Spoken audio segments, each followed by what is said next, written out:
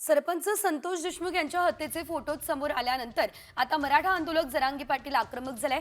जरांगे समर्थकांनी आज धाराशिव लातूर जिल्हा बंदची हाक दिली आहे आणि या पार्श्वभूमीवर जिल्ह्यात कडेकोट बंदोबस्त देखील ठेवण्यात आलेला आहे। हत्या प्रकरणातील आरोपींना फाशीची शिक्षा द्यावी, माजी मंत्री धनंजय मुंडेंना सह आरोपी करावं, या मागणीसाठी जिल्हा बंदची हाक देण्यात आलेली आहे। करायचं काय खाली मुंडक्यावर पाय हवाल्याला फाशी झालीच पाहिजे, हवाल्याला फाशी झालीच पाहिजे, सर्व आरोपींना फाशी झालीच पाहिजे।